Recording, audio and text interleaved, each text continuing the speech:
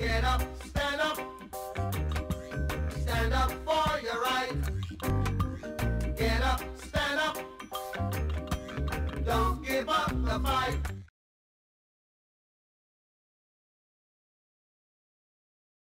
Well, I have to say I'm very proud. Barney Hagan is a very strong and disciplined Republican candidate and a Republican activist for many, many years.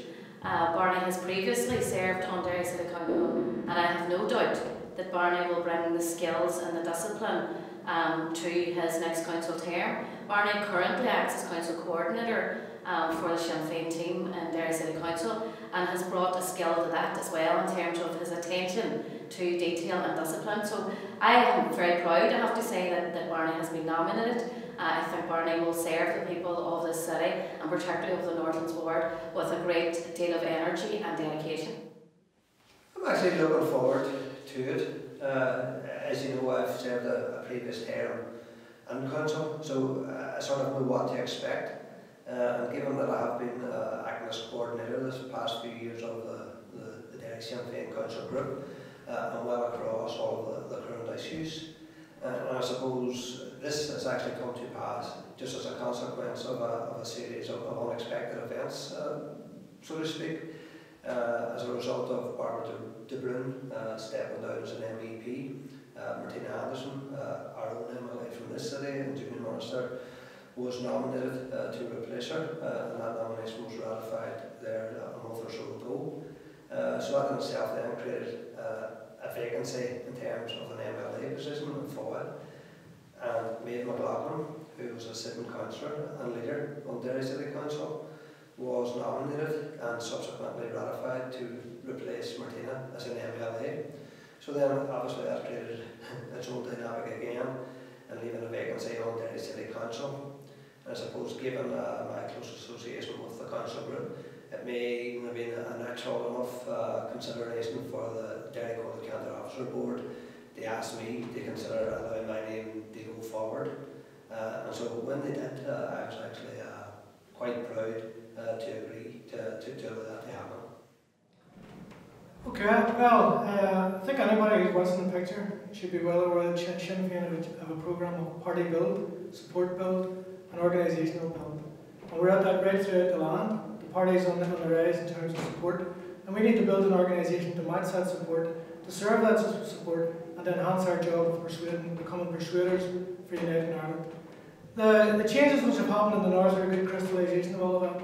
We're building on a number of fronts. We're building the activist base, and we're building the political leadership base. So, in the process of change, in terms of building political leadership, we have moved a number of people. Martina taking up the reins in Europe, and some people might cast that as a loss, but it isn't a loss. Martina's there to represent the party at almost, if you like, a higher level, on an international front. And she's representing Derry, she's representing the 6 counties in the north, and as it sits at this point in time, she's representing the 32 counties. She's the only Sinn Féin MEP at present. Hopefully in the 26 counties we'll put that right in due course, but for the time being that's her brief and that's her remit, and Martina, as we all know, will take that with the energy she brings to everything. We had no fears about moving Martina, because we know that throughout the party there's ample amount of people to step into her shoes, and we've seen that in Derry with Maeve stepping into the MLA position and then Barney stepping into the councillor position, and that's what we're about. That sort of, if you like, zoom in on that aspect of it, you'll see we are strengthening the political leadership at a number of levels, council level, at MLA level, and at the MEP level, and we're going to do the same in the south. So there'll be other changes. People will watch in other areas. We've addressed the dual mandate thing, where MPs can no longer really be MLAs as well. That will in fact mean that Mark McGuinness is stepping down from the the MP role in Middlester. It'll cause a by-election. That will result in another person becoming an elected rep. And similarly in the other areas, the MPs we've chosen to hang in with the MP role and to take forward the party project on that basis. And we increase the political leadership in each of them areas with an elected rep, or a new representative, a co-opted representative, to fill the gap on the Assembly. And for the MPs, it isn't them stepping out of the picture, it's stepping them into a different element of the picture. They'll have the same constituency work, they'll have a job of work to do in Britain, and they'll have a job of work to do in Ireland and on the international front as persuaders and promoters of the cause of Irish unity, which is essentially the party project. And then the other big change that we're doing is that, and this is maybe even more significant, we are trying to increase significantly, double, treble, quadruple the party membership. And the party membership, increasing it on that basis, allows more people to be deployed in building support for what we're about. So there's change happening on a number of levels. And the last thing I want to say just about change, we need focused change. We can all talk about change and be aspirational about the generality of it. We need to zoom in on organisational practice, do things better, do things more professional. And we do need to zoom in on compositional change. So we need to address the age profile within the party.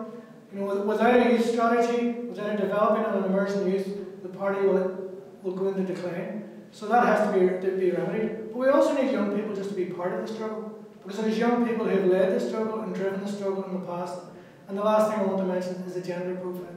The gender profile in the party has to increase. It has to change. And we won't get change by talking about change. We only get change by making it happen. And we're appealing to all our members to be part of that change management and to make it happen. So that means coming up with strategies and actions that deliver, and then being in a position to measure whether they do or not, and then to take remedial action if they don't, but to move beyond that if they do. So Sinn Féin, insofar as it goes with regards to our agenda, people know the broader politics within which we work.